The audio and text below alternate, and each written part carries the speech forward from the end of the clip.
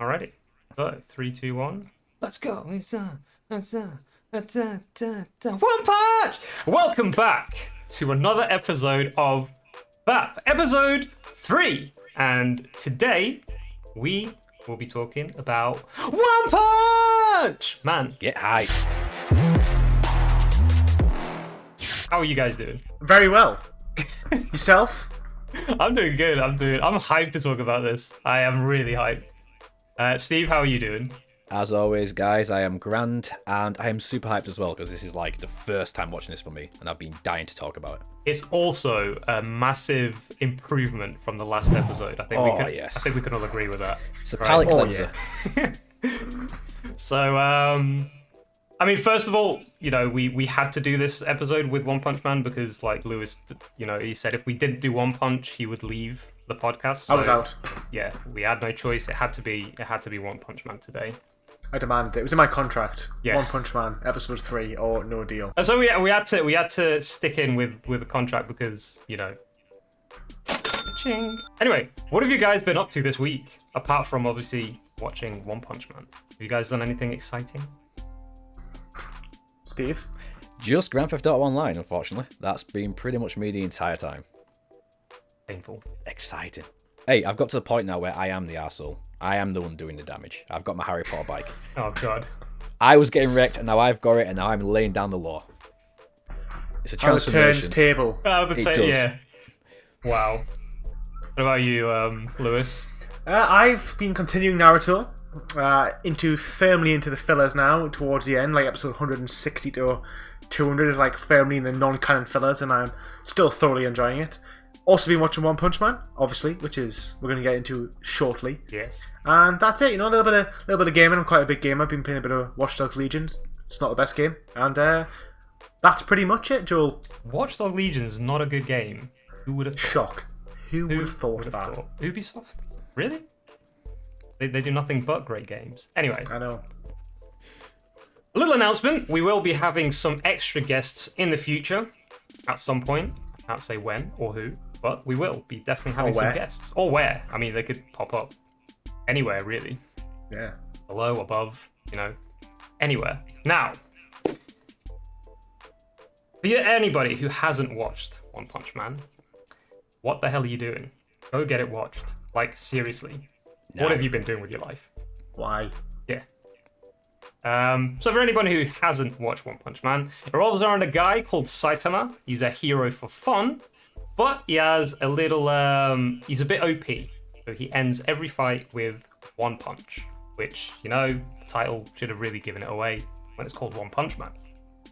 It's set in an alternate Earth. It's kind of like Planet Earth, if I can see, but it's like instead of like different continents, it's just like the one continent, and there's like different cities from like the alphabet, and that's basically Earth there. It's filled with monsters, and then it's filled with heroes that fight the monsters. It's your typical like superhero anime. It's got a ton of action, and it's funny. It's great. It's only got, well, we're only going to review one season because Lewis is against dubs, and again that was part of his contract Firmly. as well. That's part of his The contract heat is as on well. you now, Lewis. The heat is on you. Why are you so hard to work with? Why? Don't know. Why? As someone who's not a very experienced anime watcher, I just want to say that American anime, so English dubbed anime, is so well voiced that I feel like whenever you watch it, I've now watched a dubbed series of any kind that has been on parallel with that kind of level of acting, and it doesn't matter the type of anime, you know, Naruto, One Punch Man, it's all such a high standard. I just feel like I couldn't go from experiencing so many range of emotions from watching non-dubbed to then going to dub where I've just got to read everything and just hear loads of high-pitched Japanese people speaking. Plus, mate. Sorry. Know what I mean? Sorry. Steve's in agreement, he just doesn't want to admit it. I could have converted Yes. by now. You never know. He's like the Yeah, he's like the neutral one. He doesn't. Yeah. He'll- Hey, I'm not ice. saying- I'm in the middle. I'm not saying I won't do it, I'm just saying that I do at the moment as someone who's still quite new to anime, you know, me and Steve are newbies, I'm enjoying listening to anime. It's fair. It's fair. Well, eventually, at some point, guys, not a promise, but eventually, I think we will maybe review a season or two in sub of something. Sure we will. At some Although point. it was annoying on Naruto when you got the random episode on Funimation when it was in dub, despite the fact it was set in English. Yes, I had to like search through the internet to find the actual dubbed. No, yeah, it was annoying. Even Funimation, you know, this is their way of like giving you a little bit of the Forcing it onto us. yeah, of the sub, saying like these are the original voices. It's the indoctrination, right? That's what they're going for. Exactly. Slowly convert you over time. Anyway, I mean, One Punch Man first season is 12 episodes. Second season, I believe, is 12 episodes as well. But second season isn't yet in dub. It's only in sub. So this is why we're only reviewing the first one. You can watch it on Netflix right now. So don't do it right now, though. Do it like after you watch this podcast, and then you can go and watch it. But you know, if you're like someone cheap, then you can find it online as well. It's also on US Funimation as well. UK you go. Netflix, US Funimation. There you go. I didn't know that. Thank you, Steve. Alrighty, now we are onto the section, same as last week, where I will play a sound cue. You guys will guess where it's from, and then whoever guesses right will speak first when we get to the questions. But we need to do it properly this time. So the way it works is you guys have a vocal sound cue because FAP is not yet financially able to get you guys some sound effect things. So you have to use your vocal cords. Is it the same as last week, or have you guys got some new ones? What are we going with? Maybe not a sound effect, but I'll just go with one punch. There you go. That's a good one. I'm stealing. I'm just gonna go for the classic moo as a cow. Okay. So moo. Alrighty. So the way it works, I'll play the sound cue. I'll give you one free hint, and then you guys have 3 hints each. You have to play your sound cue before you answer. So you have to play your sound cue before the other person. You guys ready? Oh yes. Let's get the sound cue. This is probably going to be like last week, and it's going to be really hard to hear. So yeah. Well, it didn't play because my phone was on silent. We are experiencing some technical difficulties. Please stand by. As usual. Okay, so I'm ready now. Do you bleed? Moo! Yes. Batman says it's Superman in Batman vs Superman. That was quick. Yeah. Do you bleed? I couldn't even hear it. I just sound like a turd. Hey, don't cost me my Superman stuff, superhero stuff. You know, I'll get the superhero stuff every time. I thought I'd use that one, because of the superhero scene. Okay, so I'm the boss. You are the boss. For sure, I'm running the rest of the podcast. Yeah. So, as I was saying, and in fact, we'll move on to our next section, which is I don't know what it's going to be. So I imagine we'll just discuss our overall opinions of the show. The next section, of course, is the most important question. Is it? Oh, Go on. is it fappable, everyone? That's what we all want to know. That's what people who are watching want to know. Exactly. So, as the person who won the quiz, I guess I'll go first. Yeah. As the new host. The new host. 100% it is fappable. It is extremely fappable, some would say. Some would say it's too fappable. Some would say it's like you want to fap it so much you haven't got time to do anything else. I have to agree. That's my opinion. I have to agree with that statement. Steve, got any more things? I would anything say, to add? yeah, it's furiously fappable. Like almost exhaustingly fappable. yeah. It's down there. And you want to speak production value? There you go. We've got FAP cue cards. Wow. No way! FAP note Blimey. cards. There you go. Wow. That's the production value coming up slightly. We'll get the sound effects right next time. Yeah. That is very impressive. Before we started, Steve did say we had a surprise, and he didn't tell me what it was, and that was the surprise. Oh yes. We have merch now, ladies and gents. Yes, Apparently. that's a good point. We have merch. Start selling them on there. Get it on there, lad. Thank you, Steve. Now, the next thing is the animation. What did you guys think of the animation? As someone's going first, I'll say, although I think it's an absolutely sensational show, I think the anime is pretty good. Animation's pretty good. It's definitely better than Blue Zeus, generally. I think it's not. It came out in 2015. I think it's pretty good. I wouldn't say it's 10 out of 10 amazing, in my opinion. Steve? For me, right, I thought it was quite older than it was until I checked it was 2015 because it did look quite aged. Especially at the start, I was like, this must be quite an old anime right here. Saying that, I can't mention anything for spoilers at the moment, but there were some moments throughout it where there was some beautiful graphics throughout it, some beautiful animation, which we'll get into later. But they do suffer from that one thing you mentioned last week, Lewis, with the Blood of Zeus. They do use a lot of single frames and pans to escape the animation. I noticed it a lot. Since you mentioned it, I focused my energy on that, and I was like, wow, single scene animation is just a pan. But hey, it works, right? It does, yeah. Or they'll just have like a vibration of a character like throwing a punch, and it's just like a second long of the same pan, I think as well, I'm not sure if they do pilots in anime or not, but the first episode, although I think it's a really good episode, does feel considerably lower budget than the rest of the series. Because like the fight, when he has there's like a sequence at the end of the episode 1, and it's like, it looks very hand-drawn, whereas the rest of the season doesn't look hand-drawn at all. I agree with both your opinions. As someone who's watched a lot of anime, it's the typical anime that the Japanese use. Like, they use that sort of style. I mean, it's not the same because you can't really do the exact same, but it's similar with a lot of great anime. Like, Death Note uses more or less that animation. Naruto Shippuden is more or less that animation. Even Dragon Ball uses more or less that animation. Berserk. It's your typical animation, and I think comparing it to Blood of Zeus, I think it was what threw me off a lot, was because the animation was so different, because I'm used to this type of animation. Even though it does look a little bit aged, it's just what I'm used to. And then going to Blood of Zeus, it was a bit... It was just different. It was just different. Yeah. And going to the lot of freeze frames and stuff, yeah, I do agree. They do use that a lot, but... Again, comparing it to Blood of Zeus, I think we're gonna do this a whole episode because it's just so much better than Blood of Zeus. But it's the ultimate palette cleanser. If I have the choice on one hand to have like freeze frames well done, or on the other hand not have freeze frames but have frames dropping like 10 frames per second, I would much rather prefer a freeze frame that looks better rather than have that choppiness.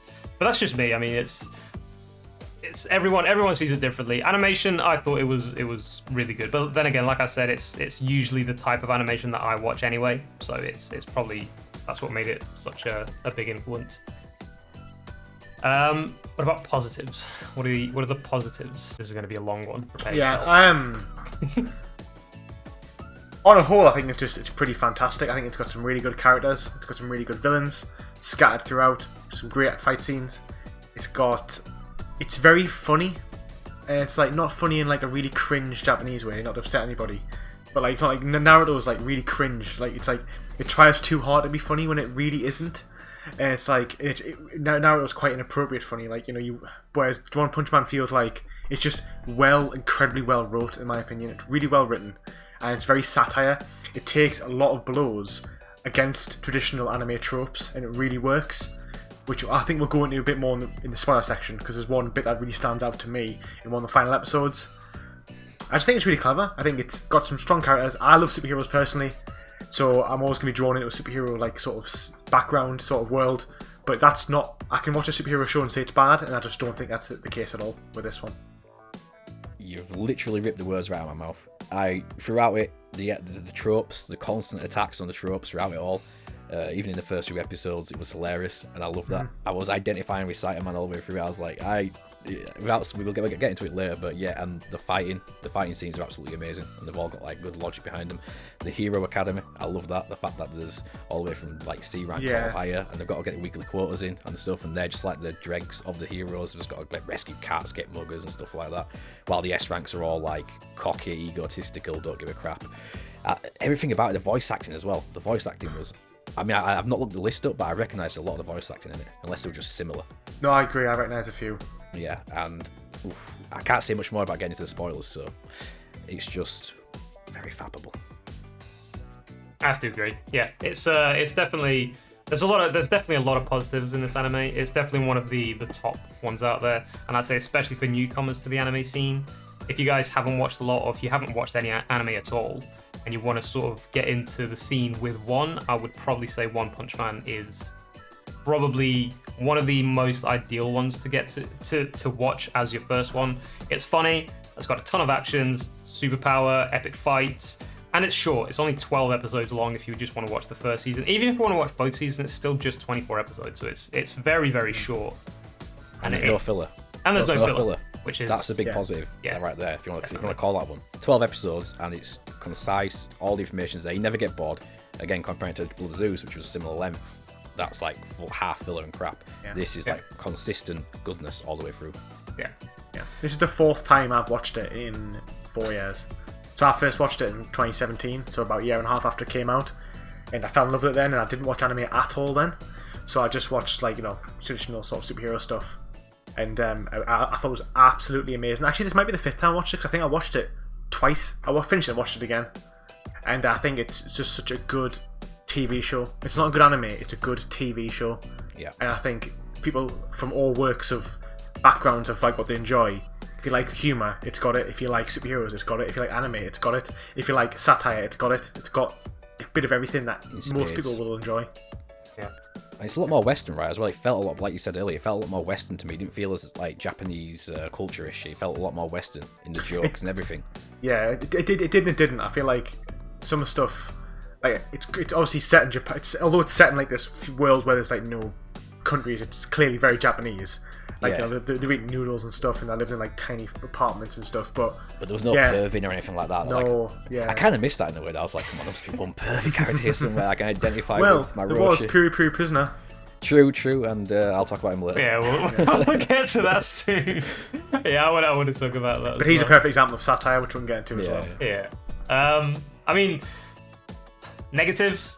Are there any that you guys thought? Yeah, I want more. Too short. I think it's not too short. I think it's. I wouldn't criticize it for being too short. I just think it's a shame that there's not like 5 seasons of it. That's honestly the fact that season 1 came out in 2015 and it's now 2021, and the English one hasn't been dubbed yet. And I think season 2 only came out last year or the year before. There's been a big gap. I don't know why some big company hasn't picked this up and kept going with it, because for me it's just an amazing TV show, and I feel like it's like it's not even anime. I think it's bigger than anime. It could be bigger than anime, and I just don't get why Netflix are paying to have like they're making their own anime spin-offs and they're not going to be doing that well. And it's like, why don't you pick up an incredibly good anime? And I feel like they could do that. I would say as well, there's a lot of superheroes and they don't get a lot of time to be fleshed out, but I don't think that's necessarily a negative, because I don't think I really struggle to find any negatives in the show, but I think I would have liked to hear a little bit more, and especially you don't really know what the superheroes' powers are.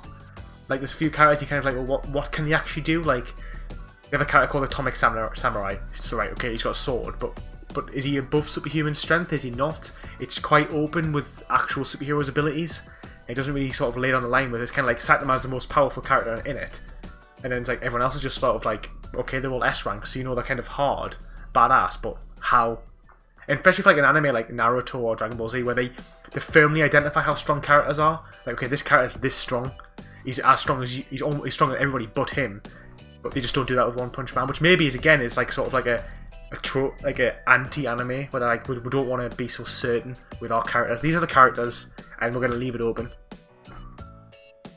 Yeah, I can't explain it any better than that. My only negative was the lack of episodes, but Lewis has brought up a great point there, and that is true about characters not being identified, having the backstories fleshed out so you can see how powerful they are. I can't explain it anything better than that, so perfect.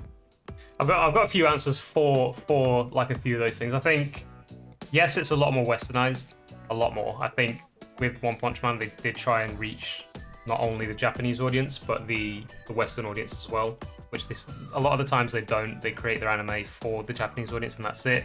If the Western audience does like it, they do. If they don't, they're not that bothered. I think with One Punch Man, they tilted it more towards getting it out there, worldwide.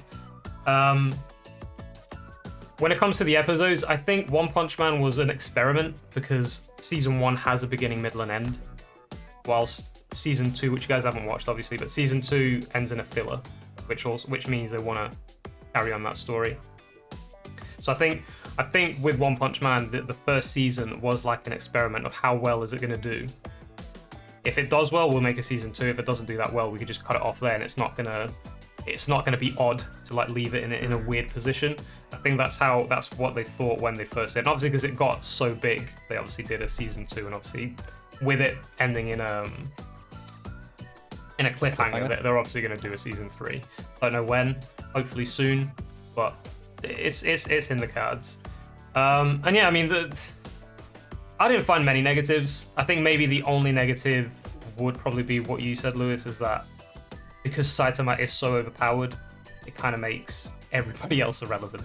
Like, yeah. it's basically it's the OP of the OPs. But that also at the same time, that in many ways is it's more clearly. It's like, for example, so is Goku, so Dragon Ball Z. Everybody is irrelevant except Goku, but they still have everybody else in. And it's like, but how is that any different? The only difference is everybody knows Saitama's the most powerful, and they make it clear that everyone else is irrelevant. Whereas Dragon Ball Z is kind of like, well, we all play a part in this, fight for good, but realistically, well, if Goku's not there, we're all going to lose. And that's kind of like, so I'm just saying, is that in itself just taking the mick out of, not even Dragon Ball Z, even Naruto and stuff as well? Like, all these big animes have one big powerful character.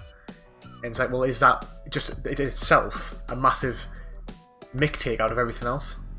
The difference is, like, in the other anime, you sometimes, or most of the time when they're fighting, you feel that they may lose. In this case, yeah, no. There's no danger. There's no danger at all. Like, even me as the complete virgin coming into it, I knew straight away that there's no chance he's gonna get injured. But again, that's no I chance. think that's the charm it has, is because it's so predictable and people know it's so predictable, but it's still so enjoyable to watch. And that, for me, an anime that is predictable but still enjoyable to watch is a success, I think. Yeah. Because you won't get bored. You know what's coming, but you're never gonna get bored. True. Is there anything else we can say that is spoiler free? Not on my end. I don't think so. No, I'm not gonna do it now. I think we'll give a good overview of the show. Yeah. I think if you haven't, if this is all you're going to take away, I think you should just take away from the fact that we all think it's brilliant. Yeah. It's amazing for newcomers. Me and Steve have shown that, but Joel's obviously watched hundreds of animes and he's still saying it's brilliant. So it just speaks volumes for the actual audience. It really the does. target audience. If it hasn't enticed you just by hearing that, just give it a try. It started off a bit slow for me the first 2 episodes, but after that I really got into it and it became really addictive. And now, just like Lewis, I want to watch it again. Even now, I want to start from episode 1. Go back through it, just as I know the characters now. I think it's it does the formula a little bit different. I think it's like, usually anime first episode is like up here, and then it kind of goes like this, and then it kind of ends up here. A lot of anime, like Blood of Zeus, kind of go all the way down, and then kind of like don't even reach the peak of the first episode. But usually most episodes, that's how it works. The first episode gets you hooked. The next couple of episodes after that, they're kind of, they're good but not that good, and then by the end it builds up again. I think One Punch Man it's like an upper hill. Like it's okay the first few episodes, not bad, okay, and then after it reaches like episode 3 onwards, it's just like they're all like up here. They just keep you just want to watch the next episode and the next episode and the next episode. Very addictive, very Moorish. Yeah. As soon as you get to that point, you can't stop. It's like you can binge it in one day, so that's another plus that you can actually watch it. Wake up in the morning, and it'll take you 4, 5, 6 hours maybe, and you can watch the whole series. Not even that. Yeah. You can get 3 per hour, so yeah. So 4 hours. As long as you are watching the intro and outro every time. Yes, Lewis, we are. Aren't Just we? to clarify, no, I watched it even though I could the option to skip. I watched the intro every single time because it's so good. It is absolutely sensational. Well done. I watched it once. I apologise. Wow. How dare you? Wow. How dare you? How dare you? You made such a big heretic. deal on the last I know I episode. And then on this episode, he's like, yeah, I'll just skip it. Yeah, no. I've done the opposite. Lewis. Wow. I've It's evolved good. and you've It's good. devolved, Steve. It's good. I was trying to be time efficient. What can I say? Wow. So, as you probably guessed, if you watched the last episode, this is where the spoiler-free zone ends. So, and I'm going to take Lewis's advice, and because last episode I said, turn the podcast off, but don't turn it off. Don't turn it off. Go and watch One Punch Man now. It'll take you like a few hours. Yeah, 4 hours. Yeah, and then come back and watch the rest of the podcast, because we're going to go heavy into spoiler territory now. So, again, spoiler alert will be appearing on the screen, and you've been warned. If you've skipped this bit, then it's on you. Tough shit. So, first spoiler-filled question: what are your guys' favorite characters? But it cannot be Saitama, because he's too likable. Like, if you don't like Saitama, then there's something definitely wrong with you. So you have to pick somebody else. can we talk about Saitama first? I don't know why we like Saitama first, because I think he, to me, seems like he's not part of the anime. He seems like he's like the viewer who thinks anime is ridiculous and like sort of is just like always taking the mick out of the tropes all the time, and it's kind of like that's why he's so relatable, because like it's this anime world, everything's going on, everything's really cringe, and he's just like, stop talking, be quiet, let's fight, or not. Stop telling us about all your secret moves and special abilities. I just want to fight. And it's like so refreshing to hear, because it's like you do think that when you watch this stuff, and they're like, okay, I'm gonna attack you with my final move, final charge flash bomb, and he's like, be quiet, let's fight. Yeah. Just punch, he's gone. And it's just like, okay, I'm gonna use my special move, serious punch, and he punches him. And it's a tragic story, really. I mean, it's one of those things where he's so powerful that he's bored. That he's so powerful. Yeah. I think he regrets getting to that level because nothing gives depressed. him. Nothing gives him excitement anymore. It's just rinse and repeat all over again. Like it is like predictable for the viewer, the anime. Like imagine yourself in his shoes where you trained like hell to get to that level, and you have pretty much you have nothing to show for it, but you can't enjoy it because it's over so fast. In the blink of an eye, it's over. You get to a point where you're so effortless. Yeah. You can't derive any satisfaction from that, no matter what it is. Yeah. Even if it's a video game. If you're so good at a video game, you get to the point where now it's boring because I'm getting no challenge. It's just how it is. But so yeah, he's very relatable in that way. And it's almost like a reverse /action hero situation. Like rather than Arnold character coming out of the movie into the real world, it's like Lewis said, it's like an anime watcher going into the anime world instead, and just sitting there and like, yeah. Like when he was Genos, I should say, that's it. I remember the names right. When Genos was Genos, is that how you pronounce it? Yeah. Is it Genos? There you go. Genos. I'm bad at pronunciations, man. What can I say? When he was explaining his backstory to Saitama, I was like, I was feeling it. That's so good. It is. It was epic. I was feeling it because he was at the same time. I was like, I don't really care about the backstory at this point. And he was shaking his leg just as I was starting to shake, and then the veins throbbing out the head. I was like, I relate to this guy so much. I was like, I can't express my love for him at this point. And he's so deadpan all the way through. He just doesn't give no shits. Exactly. I just like when he keeps cutting to the meme of him just going, okay. Yeah. And it's like the final boss is like explaining why he's like got this. He can regenerate his entire limbs in like seconds, and he's the most powerful being of the most powerful race of all time, and he's like immortal, and he's been searching his whole life to fight someone of equal level, and he's like, let's just fight. Come on, I'm bored. It's just so good. That's true. He's such a good character. He is, and that's why. I mean, it would be pretty pointless to have him as a favorite character because he is such a likable character, and the thing is, the anime is made to be that way, to make him so likable. But on that, then, well, in that case, I'll let you both say who your favorite character is, because I would say that I don't have a really particularly favorite one. I've got one. I would say one standout character, but the rest don't get a lot of screen time. So I'll let you two go first. Come on, Steve. Well, pronouncing it wrong again, Genos or Genos. He's my favourite one, besides, obviously, Saitama, simply because of the fact of how versatile he is all the way through it, and he's got a pretty good attitude. He's wanting to get stronger, and he's serving under him, despite the fact that he's got like an S rank from the actual the Hero Association. He still looks up to Saitama, which is brilliant. I just love his character in general. And besides him, obviously, it's the Piri Prisoner. He's one of your favourite characters. Yes, you see, Dexter agrees with me right there. If that was Dexter bargain. back in. Yeah. Piri, I just loved it. Every single scene with him was hilarious. He was funny. Every single time. The hospital scene when they're both running away from him. He's coming in with needle and syringe. Oh my god.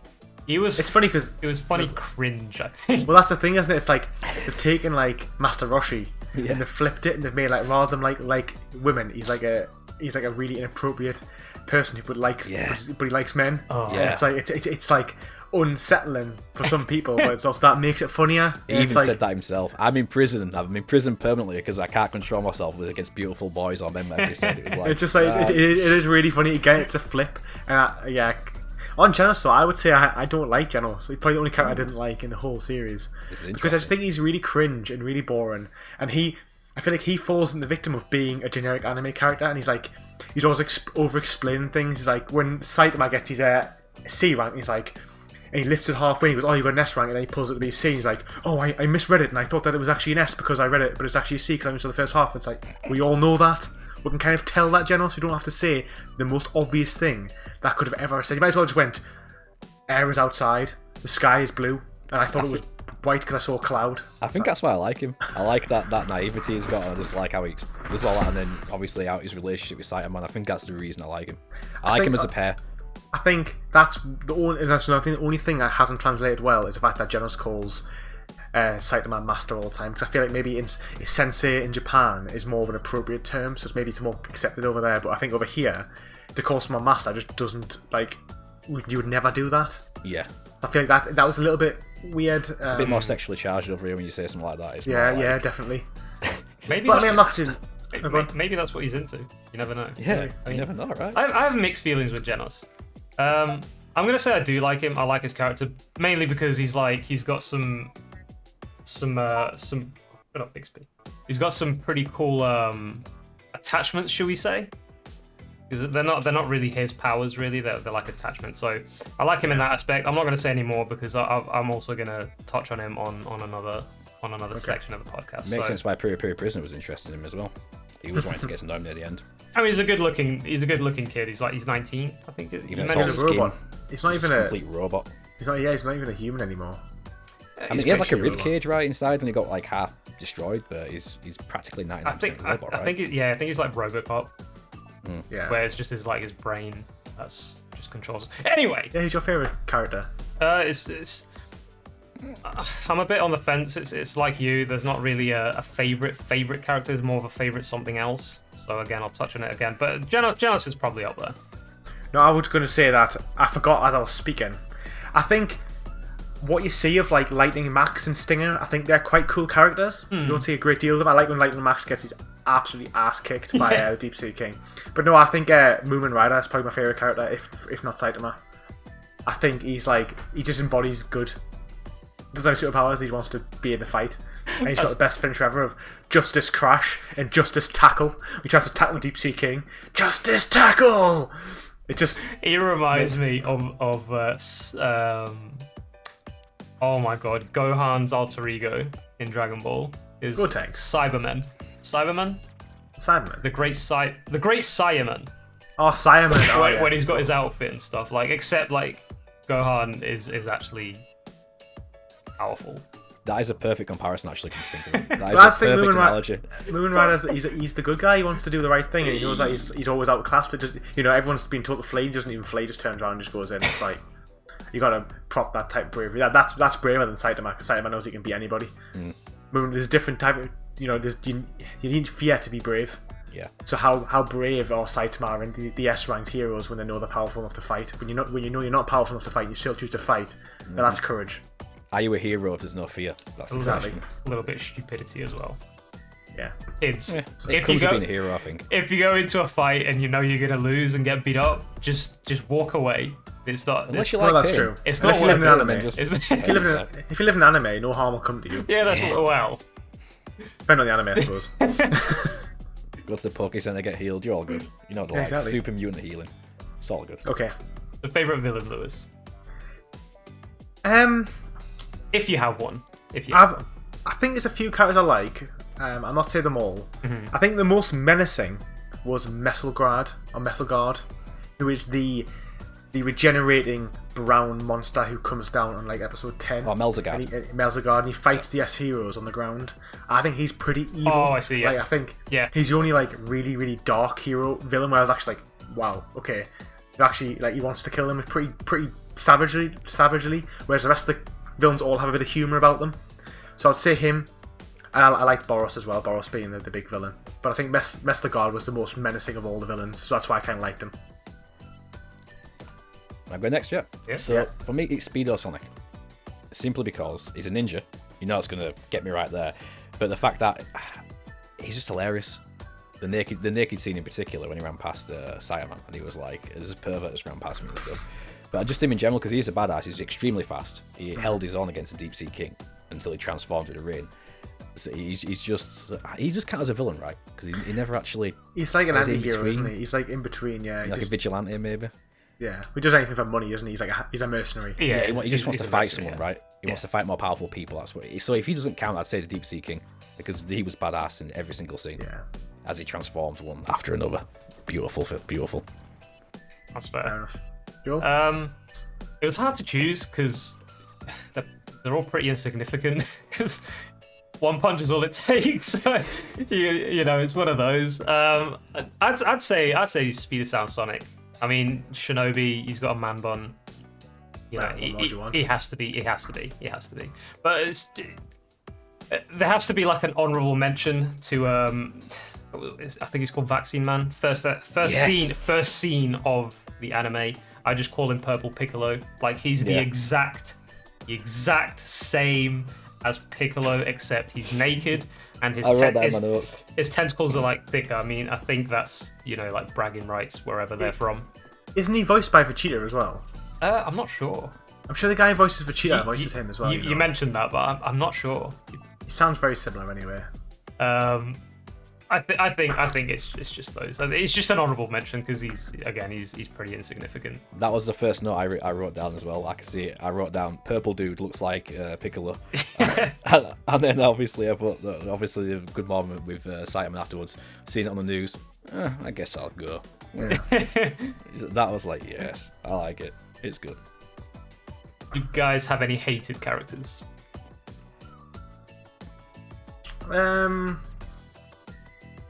No, I wouldn't have said so. I wasn't a. I have a think. I'm not particularly. Go on, Steve. Closest I can identify as hatred is Tornado.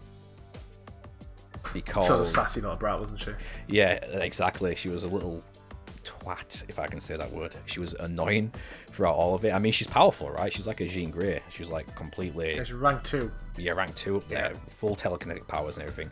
And she does go and do stuff, to be fair. She's not like some of the other S classes who just want to sit around and do nothing. But just her attitude towards everyone else really annoyed me. Like you said, she's a little brat, so I was like, closest I can identify to hatred is her. And then maybe behind her, it's the actor dude. I can't remember his name. The actor S-rank guy. Summit Mask or something. Oh, yeah. He's I didn't like him at all. I have to say, because he doesn't care at all. He's completely full of ego and just doesn't give a shit. Yeah, I agree. He's kind of like, I didn't like at the very end of the last episode when he kills the aliens.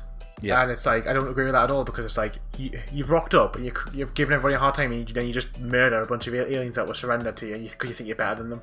That to me was what made him not like him. I was like, if I was an S-class superhero, I would be like, you're under arrest for murder. Like I would have like, and then as well comes back the whole power thing. Like he says, "Oh, I'm not an S rank because I want to be an A rank for whatever reason." He's number 1 A, right? But it's like, well, because the thing is as well, it's not like I don't know how it works. Because if you're number 1A, if you're the top of your class, so if you're top C, class B or A, you get an interview to go move up the ranks. Yeah. If he's always class A, 1A, that means people can't move up as much because he's stopping them from moving up. That's the impression I got. Like he's got to move or go down in rank for someone else to become number 1A rank and get the interview to go to S.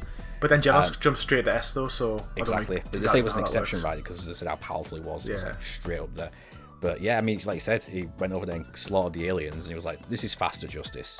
Yeah, so that's not heroic at all. You don't do that. And as well, from to say that he didn't turn up because he had an acting job, like what? Yeah. The world's been destroyed. That's filming a TV show. It's like, are you joking? I think Tornado was quite self-entitled. I think she's better than everybody else. So did he.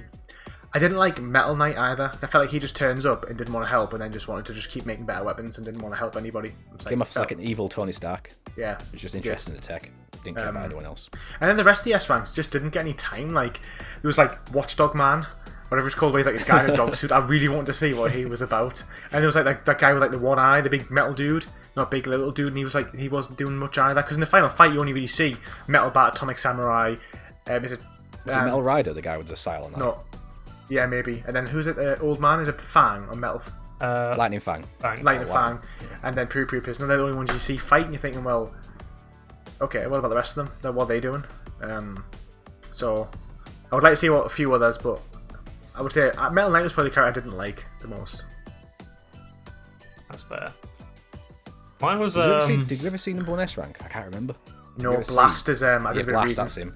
I think he must have some sort of like link to the later on series because he's maybe like super strong and he must be like equal to Saitama or something. I can see him being a villain or something towards the end because someone needs to rival Saitama. So I imagine the reason why he's not there he's got to have some significance to later on stories. Joel's like, I've seen know. 2 and like.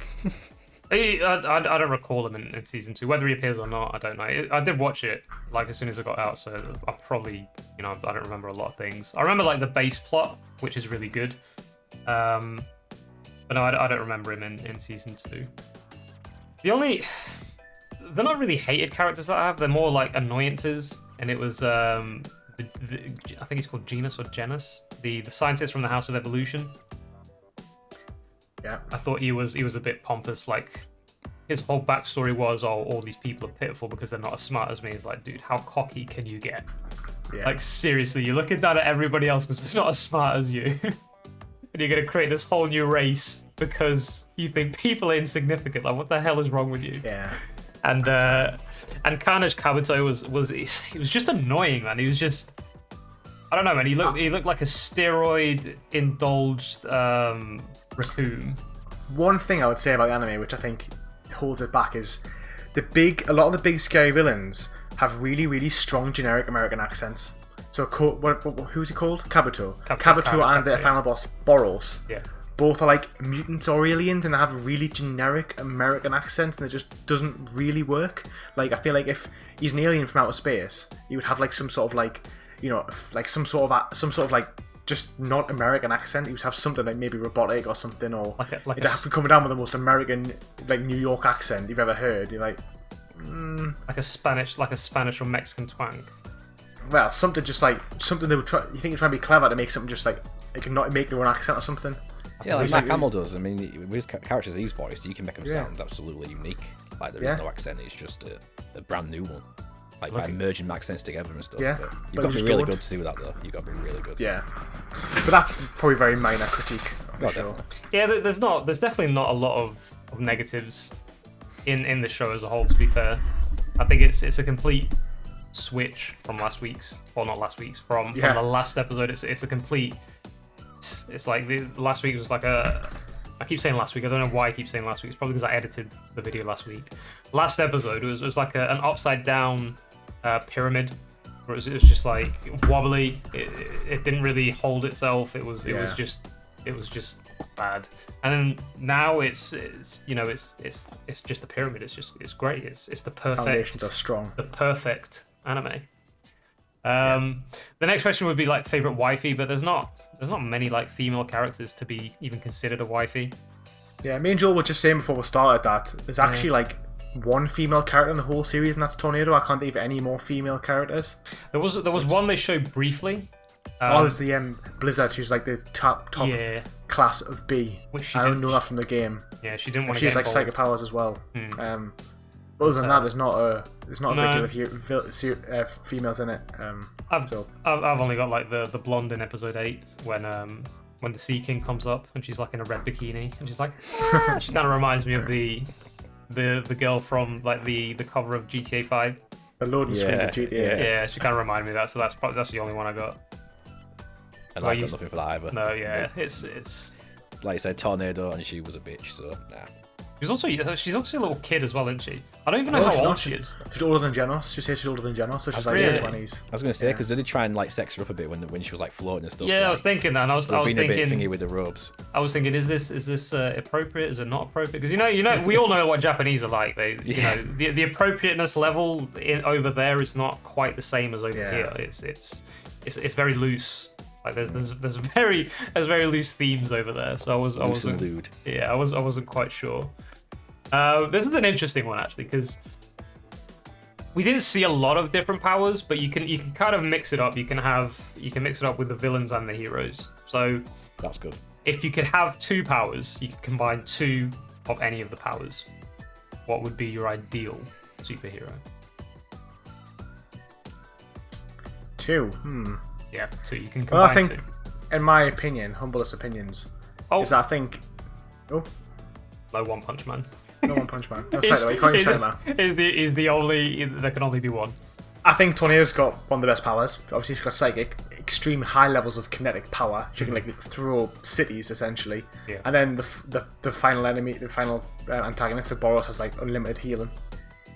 Like stronger than Wolverine. He goes back his arm in like 5 seconds. Yeah. So I'm going to go them 2. Steve? Right, for me, villain is one of them definitely, and that's the Mosquito Girl's mosquito power. Only because Really? being a Doctor Who fan, I really appreciate that because it's almost similar to an enemy, and that was Vashta Nerada, which was it was like a shadow entity, and it basically, when it got to you, it would eat you and strip you to your bones. Yeah. And I just really liked that, so I was like, yes. And obviously, it was similar to Gara in a way, because her mosquitoes were doing the same thing to the bodies, stripping them to bones, but then taking the blood to her. So it was like a merge between them two. So I did like that as far as the power. That'd be an awesome power to have. And yeah, other than that, there's only Tornado. She's got such a great ability. It's essentially Jean Grey, which is the most powerful X-Men anyway. So what else can you say? With that amount of power, them two combined, I think you'd be pretty grand. You would.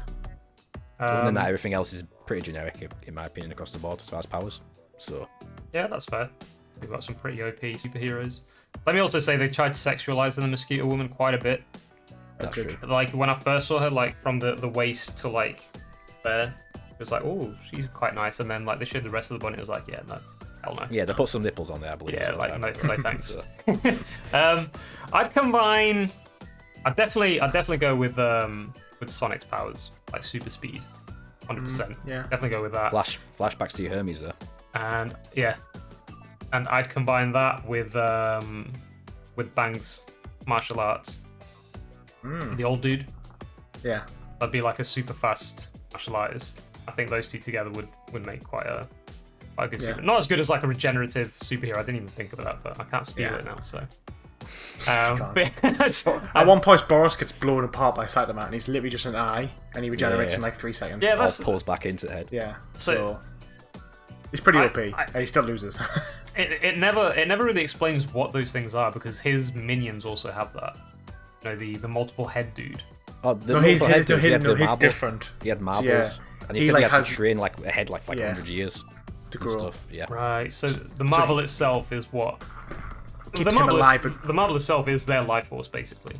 yeah. Boris is different to that though. Boris doesn't have that. I don't think he's just from a different race of aliens, and he's just like I think they're born with regeneration, but he says like he's like super level. He's like a super elite, like genetic freak, where he's like super strong, got super healing, so the most powerful. He's pretty much one of the most powerful beings in the universe. I don't know how they could top it. Like an enemy that's got super strength, but also extreme regeneration. So you could. I don't know how they'd make a more powerful enemy than that. To be fair.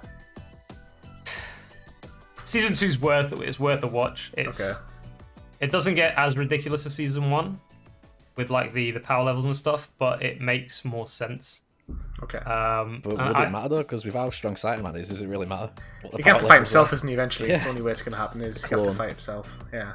But multiple dimensions. Yeah. See, Season 2 is a lot better to. So season 1 is basically all about Saitama. Season 2, it concentrates a bit more on the other heroes. It even introduces more heroes and more characters, and it kind of fleshes them out a bit more. Which is also it gives you also like one main villain for the whole season, which again carries on to season 3. Yeah. I don't want to say much more because obviously we will get to that at some point. Next one's like transformations. There wasn't many transformations in the anime either, but if you guys have one that stands out or a couple that stand out, I like Boris's. Boris's. As he goes through, Boris and it's like Johnson. he starts. Boris Johnson. My fault, I auto-corrected that earlier. I put Boros in there and it went Yeah. Boris, and I was like, no. So he starts off in this armor, and then he becomes this like white, sort of like ghostly sort of monster at the end. I think it's pretty cool. Yeah, But it is. you're right, there's not a lot of transformations. No, so no, it's going to be that or the Sea King. Well, that's what I was saying. For me, it's the Sea King, because the Deep Sea King, it starts off as like a little average fish monster kind of thing. It starts raining, it gets more pumped up, and then it gets more angry. As the rain gets even more, it turns like almost like a dragon or something that was really intense. I mean, can you count Melzagard as well? Maybe, because he kind of transforms into separate things or splits. So I'd say Deep Sea King or Melzagard for me. That's fair. Deep Sea King is a legit transformation at least. I've got Carnage was one of them. The Kabuto Carnage when he turns like, I think it's more the colors that got to me and like how more refined his body was. I think like all the veins and stuff just looked weird. He looked like he took way too many steroids and he's now paying for it. And then when he transformed, his muscles became lean and he became like his horn got like completely. It was different. It was like a proper rhino. He went from like a beetle to a rhino. And the colors, the blue mixed in with the green was really cool, I think. Although it didn't really last long. Again, one punch. And that, let me just say that when he's thinking, like, it reminded me of Deadpool a bit. When he's thinking, he's like, what have I done? I've made a massive mistake. He's just getting beat up. And then he's like, I missed the sale. That's like, That was just an to awesome clarify. moment. He was like, wait, it's a week from now. And that that was my- week next Saturday, that means today's Saturday. What have I done? Yeah. That was my best game moment, which is now gone. Oh, So now I no. can't explain that in detail. Oh yeah. The other it's again, it's an honorable mention, but it's Puri Puri's angel transformation. Yeah. What the hell, dude? he just gets naked and grows wings. What kind of a transformation is that? I love in the very last episode when the ship's coming down and him, Metal Bat, and Bang are all running away. He just starts going, Angel Dash! And he's just runs and he's like, stop saying your moves and keep running. And just like that again, just like highlighted satire. I just thought it was so funny. Yeah, He is a great, funny character. that is another Japanese thing. I think with a lot of animes as well, not just like the mainstream ones, but a lot of them, whenever they're attacking, they always say their moves. There's always a name to every one of their moves. Yeah. Um, Sonic as well, Sonic's reaction to Peri Peri's transformation when he first went into his angel form. And he's like, oh, he's naked now. I really don't want to see this. just so cringy.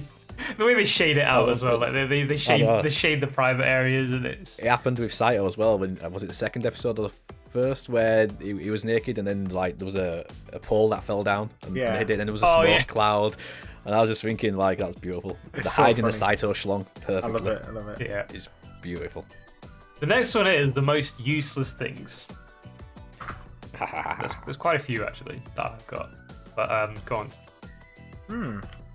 No, let Steve go first because I'll let you. I'm not entirely sure. This is why I don't have to win the competition, you know, because I always end up going first anyway.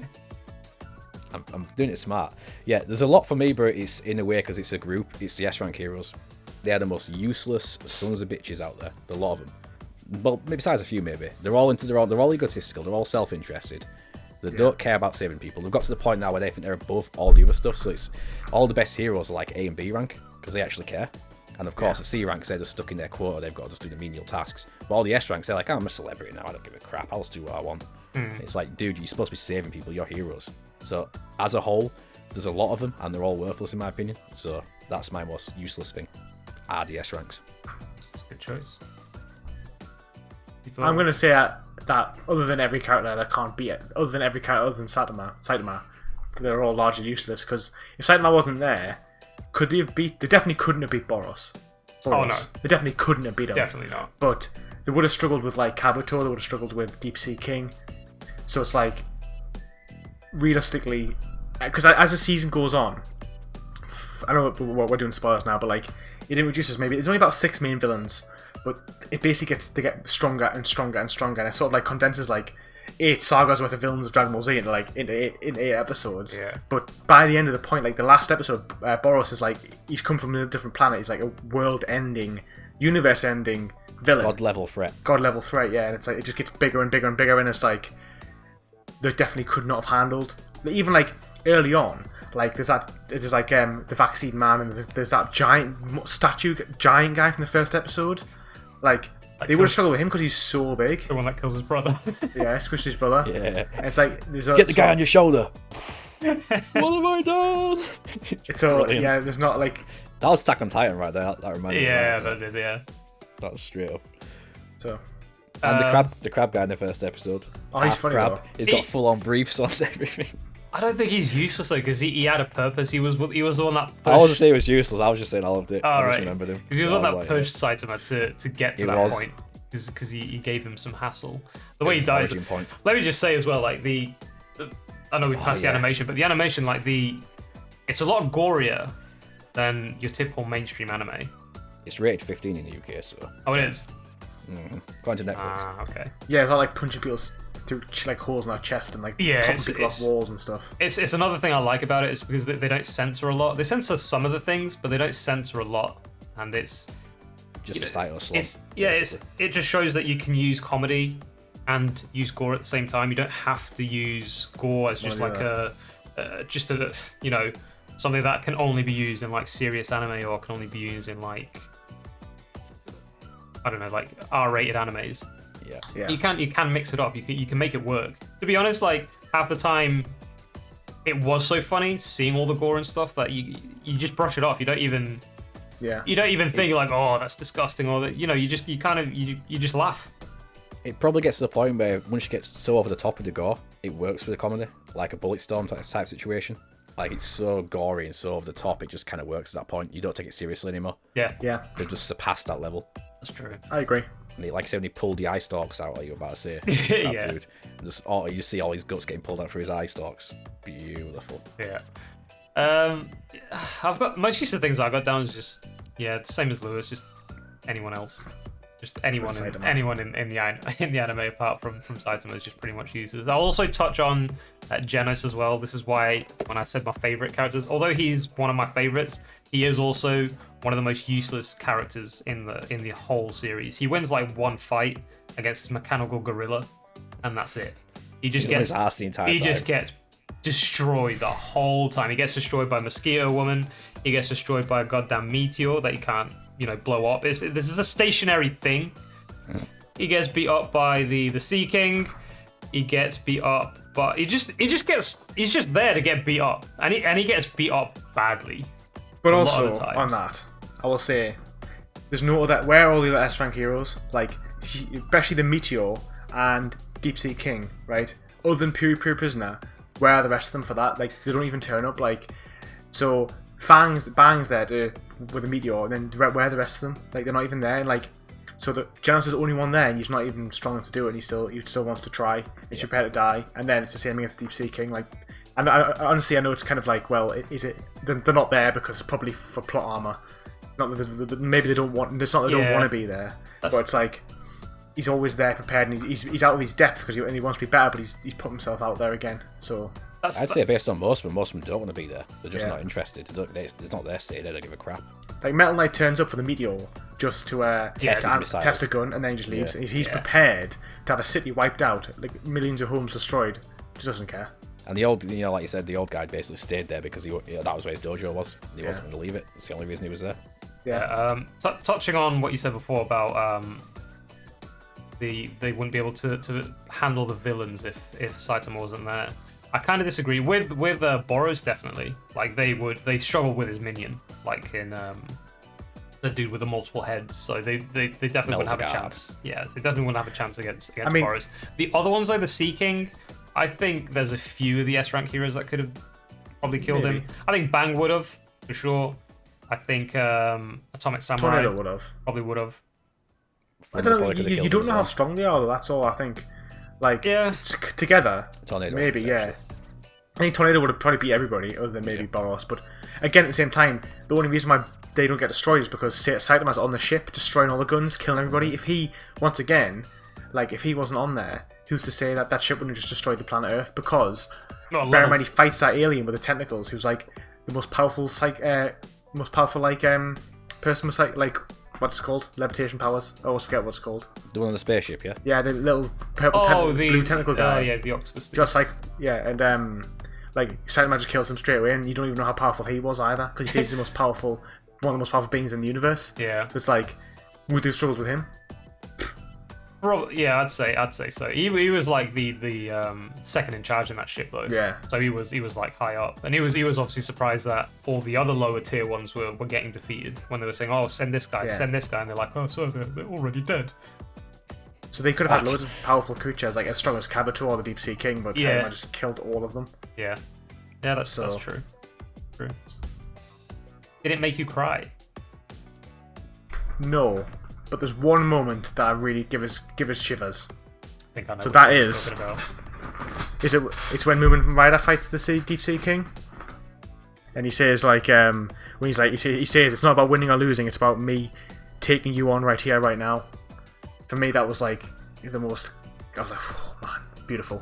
The martyr, yeah. Ultimate martyr. So that was for me was like one of the best moments of the series. That is a pretty good moment. Yeah, that's probably the most emotional moment you can get, but no, definitely didn't make me cry. I mean, cried with laughter plenty of times, what we've just recently been talking about, but that's as close as you got to crying was laughter, not sadness. Yeah. No, I think I wouldn't say cry. Yeah, crying with laughter. Yeah, because it's just hilarious. Just a hilarious series, just like from start to finish. But also in that same, not the same scene, but after Saitama kills the Sea King, and that dude in the crowd is like slating all the heroes, and he kind of just, he could have gone up so many ranks if he was selfish, but he didn't. He decided to stay and just say, yeah, I only beat him because everybody else beat him down first, so he was just easy.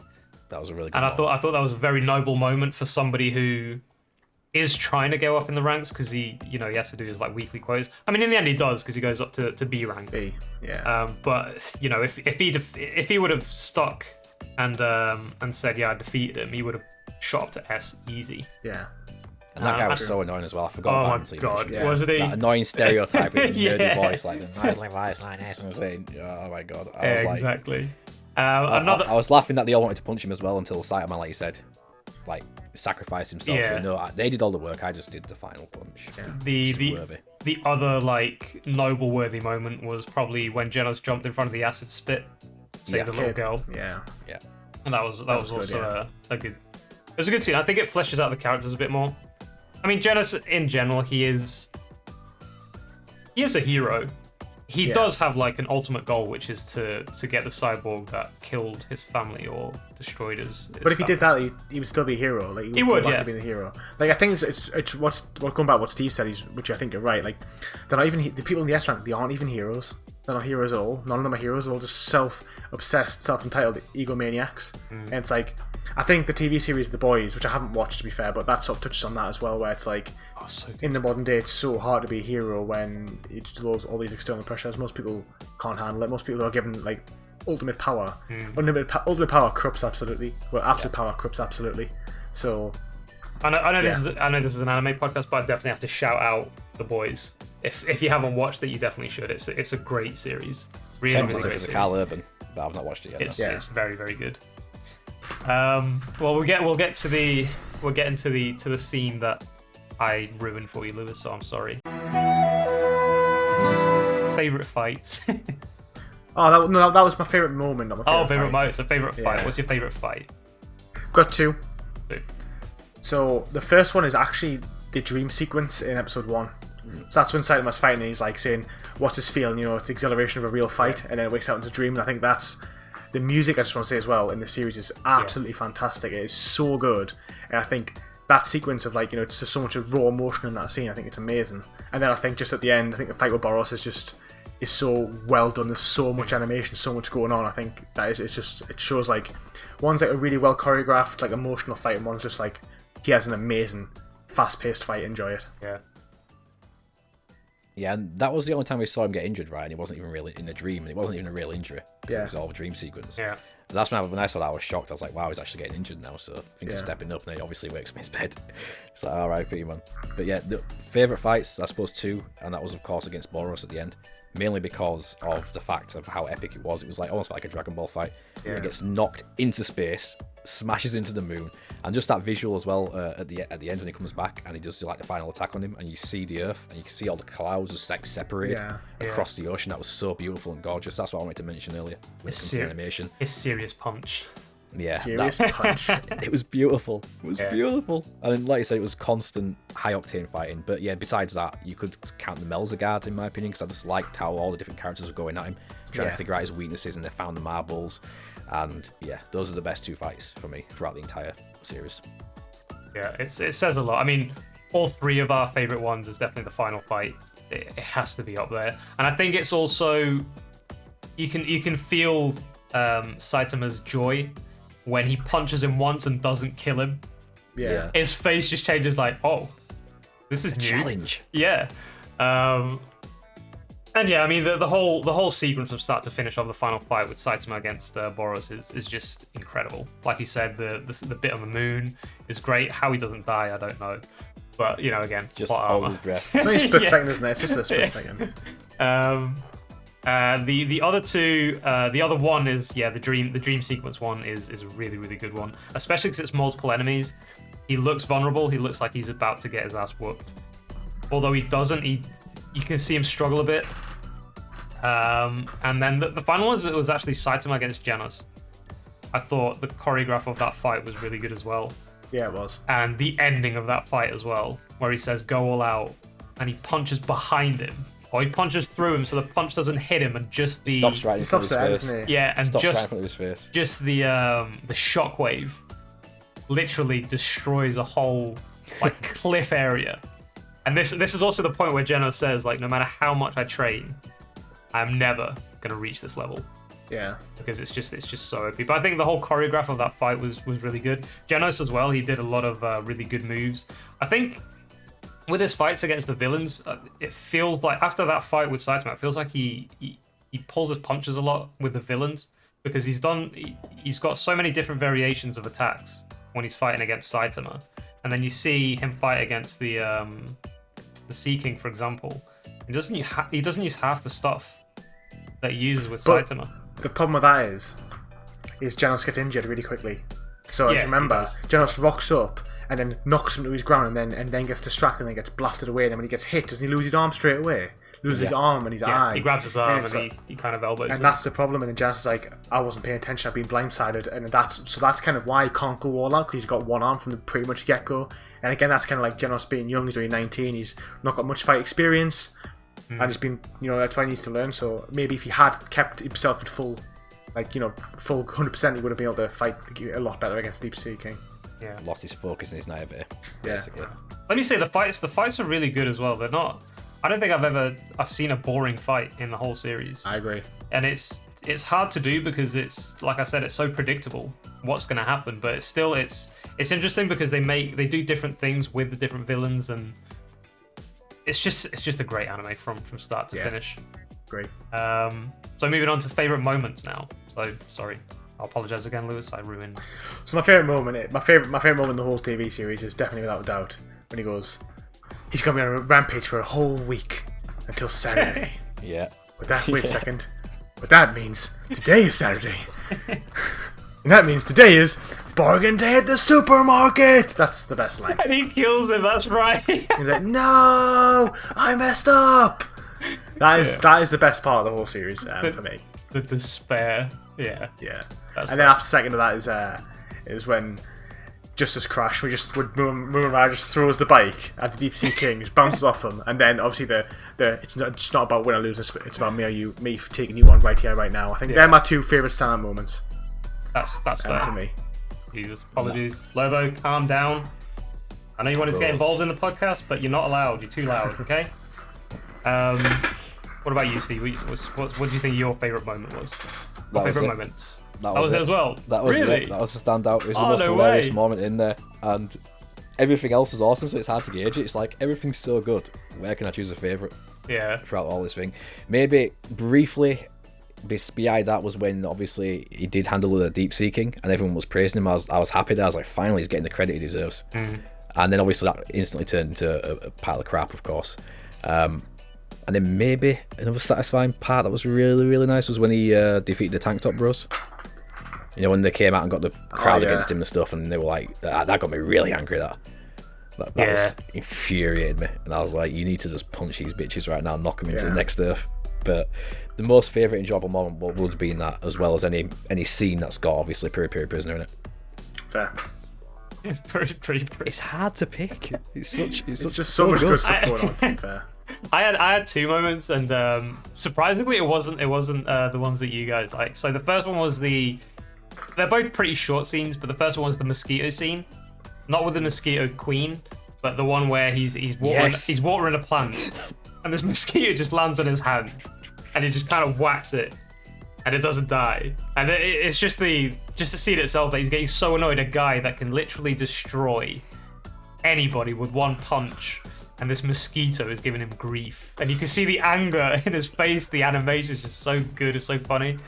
And the second one is it down the street as well. Like bug spray. That's when he met Janos. So he was like, it's exactly. got in my mouth.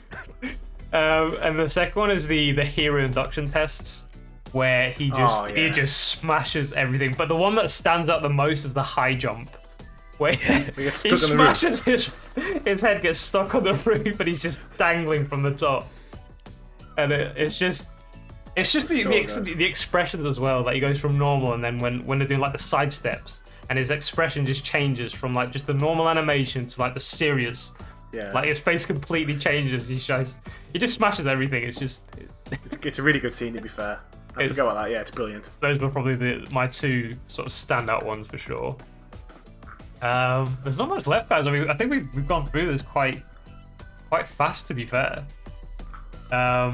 It shows the level of energy and excitement we've got for Sorry? it, basically. It shows the level of excitement we've got for it and the energy we've got for it. I'll quickly touch on the video game. Just a couple of minutes, just to say. So I played One Punch Man, The Hero Nobody Knows, which is a PlayStation 4 game. So it's an anime game. It's an anime 3D fighter. It basically just retells season one. So you make a new character, and you kind of just like you're kind of just there, and you kind of like follow Saitama around. It's kind of like you're one of the heroes who arrives to fight while you wait for Saitama. That's kind of how it works. So, you fight like Kabuto first, then you fight like a few little fights, then you fight the Deep Sea King, then you fight Boros, you fight Messelgard. You kind of like there's like jump in, jump out, like help from like other heroes and stuff. But it's kind of like it's quite a basic fighter game. It's not the best. You can make your own hero, and that's kind of cool. So you can like choose like how do you want to fight. You can fight like Saitama, you can fight like Genos, you can fight like Tornado, you can fight like Atomic Samurai, like Metal Bat, like big heavy-eyed guys like Puru Puru Prisoner. So there's a good customization. The game's okay. If you like One Punch Man, I would say the game's probably like a 5 out of 10. It's the most generic fighter ever. But if you like One Punch Man, it's probably 6 out of 10. It's still not a great game. But if you enjoy the actual anime, you will find some sort of enjoyment from it. The question is it an easy platinum? It is an easy platinum as well. It's quite an easy platinum trophy. You can do it in about 30 hours. So, for those who care. The master of the easy platinums, which, by the way, he's retired now. I have. Retired from easy platinum. No, I'm impressed about that. Did you ever like put One Punch Man against One Punch Man? Yeah, it's funny because One Punch Man is like a novelty character and he wins in one punch, no matter who. So if you can have two Saitamas and they just whoever hits the other one first wins. But one of Saitama's he has like 4 finishers, 3 finishers. One's consecutive normal punches, one's serious punch, and one is bargain day at the supermarket. And he goes like and does it. So you can like just keep doing bargain day at the supermarket. Oh, that's hilarious! It's brilliant. I need to try it just for. And it's a grapple, right? And the grapple's just his backhand. So like his grapple's just KO. So it's got its perks, and as well he can't be knocked, so he can't have his attacks interrupted. So you'll attack him and he won't stagger. That's the word. He won't stagger. So you can, if you're Saitama, you just stand there and you'll take like literally the smallest amount of damage, and maybe when you're ready, you just go dead. It's funny. It's good. It's a perfect representation of the anime, basically. Yeah. And there's a lot of levels where you just have to wait for Saitama, so you go against like an enemy, and rather than win, all you've got to do is get the health down by 10%, because it'll be so hard. And then it's either get the health down by 10% or survive for a minute, and then you have to just wait. And then Saitama comes and he wins. It doesn't always, that's not every fight, but that's like how some of them are, so it's good. But it's, like I said, it's just, the actual game's not great, but if you love the anime like I did, you're not going to have a problem playing any of it. Yeah, and since it's like an easy plat, even if you don't go for the plat, but since it's an easy plat, it's probably not a tedious game to do either. No, there's like you have to level up to get to S rank, and it's a little bit grindy towards the end, so you can it's like 5 hours of repetitive replaying levels, but other than that, it's no big deal. That's fair. Anything else we were gonna say? I think we're gonna rate it. No, not yet. Score out of 10. We need to talk about the opening first. Okay. The opening. So the opening, there's only one opening, and it's pretty epic. Yeah. Pretty epic. I mean, I have it on my playlist. Yeah, I do too. It's like one of the best songs I've ever heard, and I think the actual animation, the introduction is just... Oh yeah. It's a masterpiece. I mean, the whole series is a masterpiece, but I would say the intro is, again, perfect. It gets you hyped up for what's to come, I think. Yeah. Yeah, despite me skipping it every time but the first. Yeah. I agree.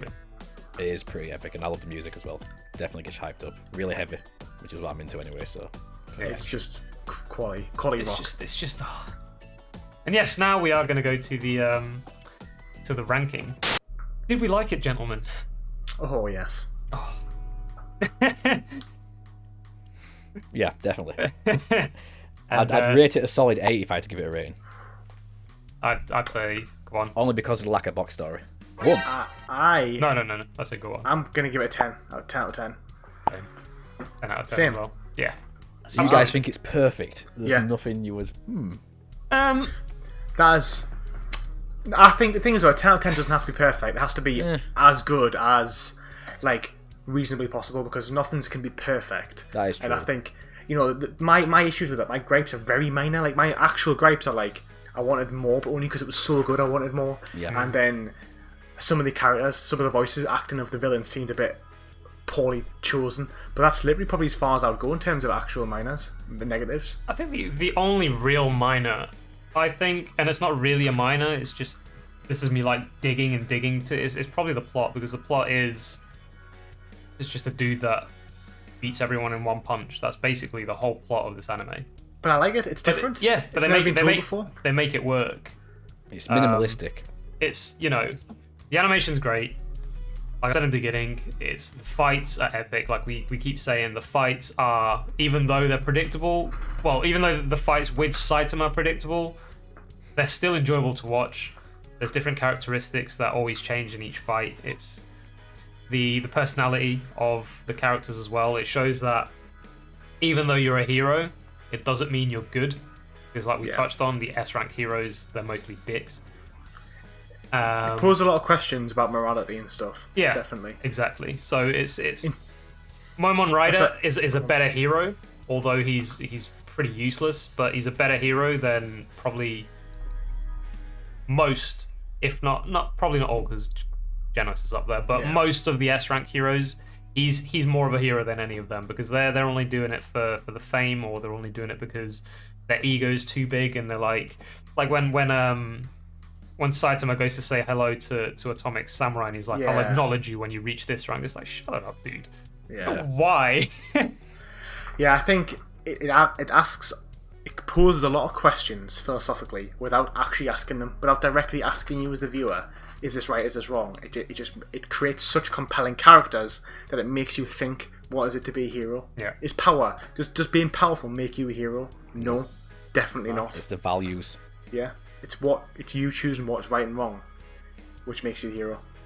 So Very philosophical. on that gives One Punch Man an overall score, an average score from us of 9.3 out of 10. If we're keeping track for the future, Yes, we are, definitely. 9.3 out of 10 is pretty high. We could actually do. I'm thinking. I like doing leaderboards. I don't know about you guys, but I love doing leaderboards.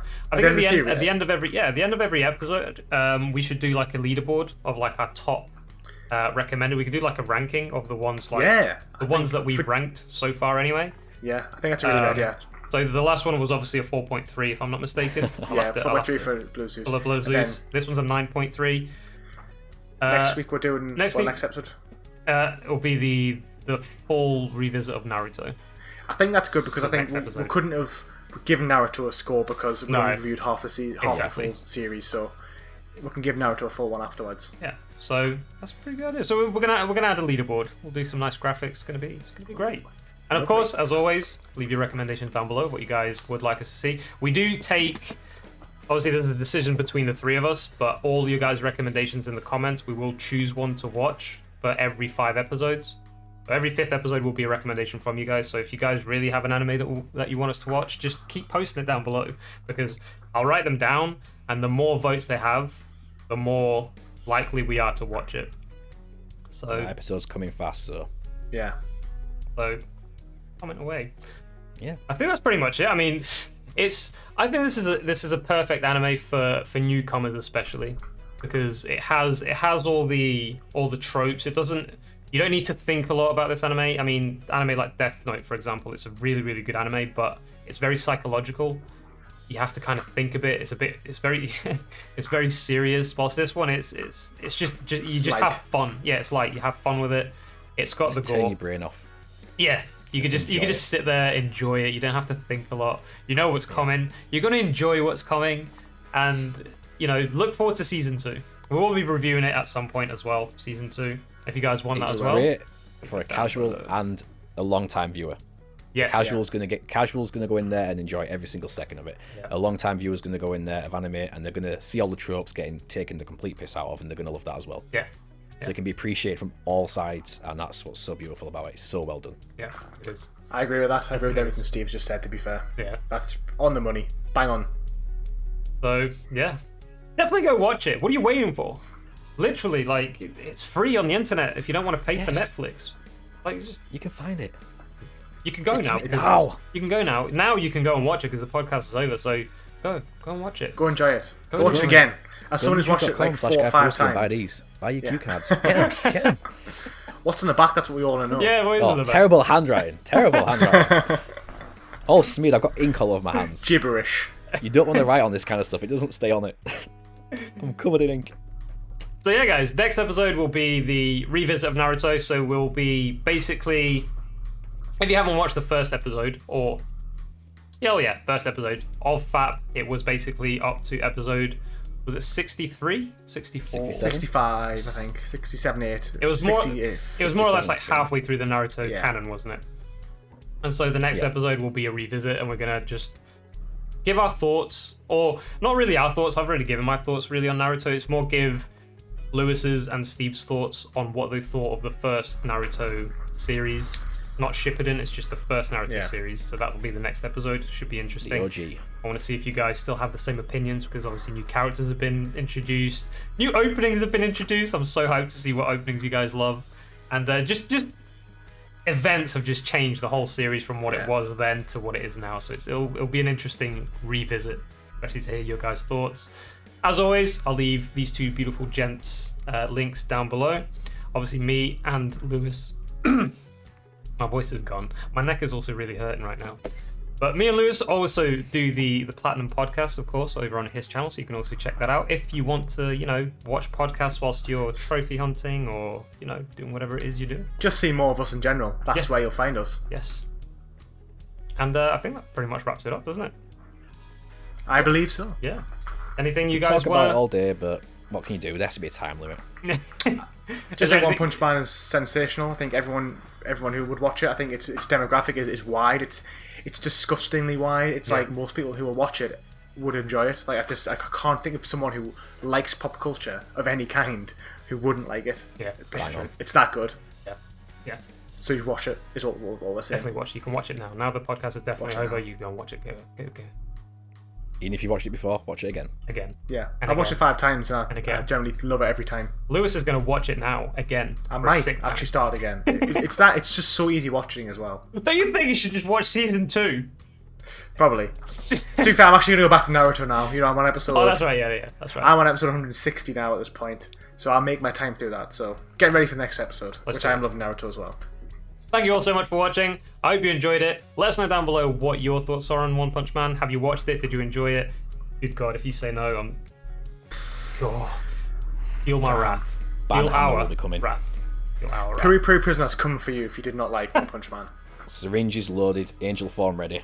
It's coming for Angel Dash, you can't. Yeah. He's coming, charging at you. you. Full frontal. Full frontal. That's not what you want to see. Let us also know down below your recommendations as well for episode 5. And that was it. Bye-bye. See ya.